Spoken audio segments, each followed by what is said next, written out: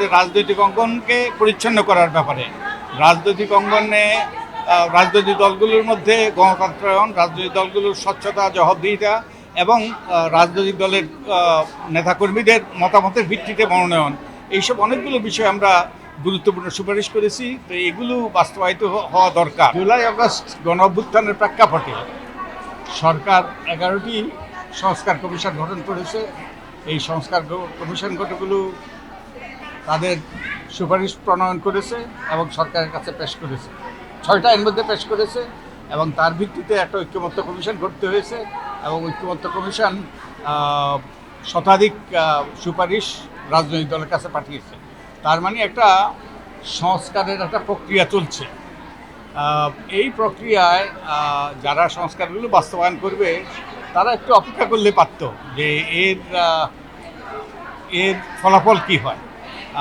সংস্কারগুলো গুরুত্বপূর্ণ, কারণ যে আমাদের নিয়ম, নীতি, পদ্ধতি, প্রতিষ্ঠানগুলো ভেঙে পড়েছে, যার ফলে স্বৈরাচারের উত্থান ঘটেছে, যার ফলে নির্বাচন ব্যবস্থাটা নির্বাচনে চলে গিয়েছে, আমাদের গণতান্ত্রিক অধিকার হরণ করা হয়েছে। এগুলো যাতে পুনরুদ্ধার করা যায়, আমাদের প্রতিষ্ঠানগুলোকে যাতে আবার শক্ত ভিতরে দাঁড় করানো যায়, নিয়ম নীতি, পদ্ধতি, আইন কানুনগুলো যাতে সঠিক হয়, এই জন্যই কিন্তু এই সকল সংস্কার উদ্যোগ। উৎসবে খুশি হবে নগদে বেশি, কারণ ঘন্টায় ঘন্টায় আছে গিফট জেতার সুযোগ।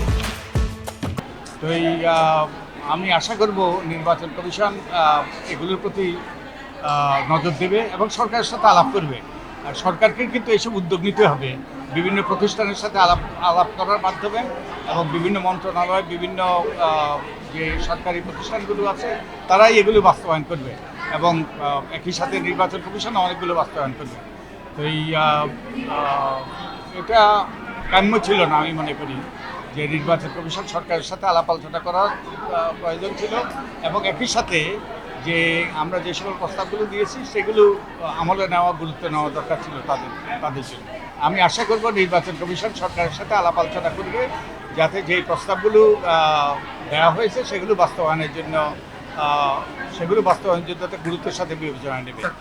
এটা বিভ্রান্তি সৃষ্টি হতে পারে, কারণ সরকার সিদ্ধান্ত নিতে পারে এবং রাজনৈতিক দলের সাথে আলাপ আলোচনার ভিত্তিতে যে কতগুলো বিষয় ঐক্যমত্য হতে পারে এবং যেগুলো যেই সংস্থাগুলো নির্বাচন কমিশন যেমন বাস্তবায়নের যে সকল উদ্যোগ নিয়েছে তার সাথে সাংঘর্ষিক হতে পারে কিংবা তার সাথে সঙ্গতিপূর্ণ না হতে পারে। তো এটা বিভ্রান্তির সৃষ্টি হতে পারে। তো আমি আশা করি যে বিভ্রান্তি এড়ানোর জন্য নির্বাচন কমিশন সরকারের সাথে আলাপ করবে এবং যে ঐক্য প্রক্রিয়াটা যেই সংস্কার প্রক্রিয়াটা চলমান আছে সেটা একটা যৌক্তিক পর্যায়ে আসার জন্য সেই সুযোগটা দেবে।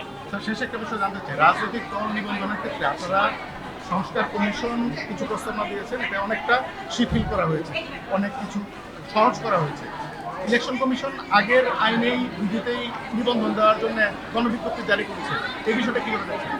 এটা হ্যাঁ, তারা করতে পারে, কারণ এটা এখন বিদ্যমান আইন, কিন্তু এটা আমি মনে করি এটা যৌক্তিক ছিল। এটা আমি মনে করি এটা অনভিপ্রেত, কারণ আমরা যে সকল প্রস্তাবগুলো করেছি এগুলোর মাধ্যমে গুরুত্বপূর্ণ পরিবর্তন আনত আমাদের রাজনৈতিক অঙ্গনকে পরিচ্ছন্ন করার ব্যাপারে। রাজনৈতিক অঙ্গনে রাজনৈতিক দলগুলোর মধ্যে গণতন্ত্রায়ন, রাজনৈতিক দলগুলোর স্বচ্ছতা, জবাবদিহিতা এবং রাজনৈতিক দলের নেতাকর্মীদের মতামতের ভিত্তিতে মনোনয়ন, এইসব অনেকগুলো বিষয় আমরা গুরুত্বপূর্ণ সুপারিশ করেছি। তো এগুলো বাস্তবায়িত হওয়া দরকার। আমরা যদি স্বৈরাচারের যে কাঠামো, সেই কাঠামো যদি ভাঙতে হয়, আমরা যদি একটা সত্যিকারের গণতান্ত্রিক ব্যবস্থা যদি বাংলাদেশ প্রতিষ্ঠিত করতে হয়, এই সকল সংস্কারগুলো অতি গুরুত্বপূর্ণ। তা আমি আশা করি যে নির্বাচন কমিশন অন্যান্য সংস্থাগুলো এগুলোর প্রতি দৃষ্টি দেবে।